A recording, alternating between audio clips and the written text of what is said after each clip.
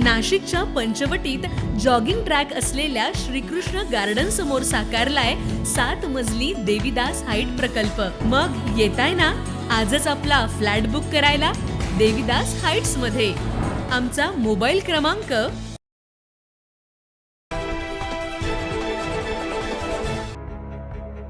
नाशिक महापालिकेच्या निवडणुकीत भाजपला 72 जागांवर स्पष्ट बहुमत मिळालं। मोठ्या प्रमाणात यश मिळालं असलं तरी पक्ष 90 ते 95 जागांपर्यंत सहज जाऊ शकला असता। मात्र अंतर्गत वाद, अट्टहास आणि एबी फॉर्म वाटपातील गोंधळामुळे ही संधी हातातून गेल्याची खंत कुंभमेळा मंत्री गिरीश महाजन यांनी व्यक्त केली। नाशिकमधील वसंत स्मृती या भाजप कार्यालयात काल महापालिकेत निवडून आलेल्या 72 नगरसेवकांचा सत्कार सोहळा पार पडला। यावेळी बोलताना महाजन यांनी नाशिकसह जळगावमधील पक्षांतर्गत हेवेदावे आणि वादांवर थेट शब्दात नाराजी व्यक्त केली। भाजपनं निवडणुकीत 100+ नारा दिला होता आणि प्रत्यक्षात 90 ते 95 जागा मिळण्याची पूर्ण क्षमता पक्षाकडे होती। मात्र उमेदवारी अर्ज म्हणजेच एबी फॉर्म वाटपाच्या वेळी झालेल्या गोंधळामुळे पक्षाची मोठी नामुष्की झाली आणि अत्यंत अनुकूल परिस्थिती असतानाही भाजप 72 जागांवरच थांबल्याचं त्यांनी स्पष्ट केलं।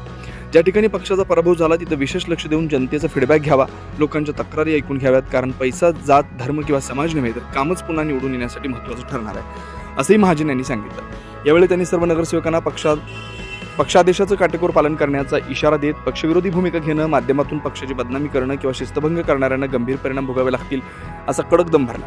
दरम्यान नाशिक महापालिकेतील सत्ता वाटपावरही महाजन यांनी मोठं संकेत देत बहुमताच्या जोरावर भाजपचाच महापौर, उपमहापौर आणि स्थायी समिती सभापती होणार असल्याचं स्पष्ट केलं। शिंदे सेनेला सत्तेत वाटा दिला जाणार नसल्यामुळे त्यांना विरोधी बाकावर बसावं लागणार असल्याचं जवळपास निश्चित झालंय। 9 न्यूज महाराष्ट्रासाठी प्रतिनिधी अमोल वाघमोडे, नाशिक।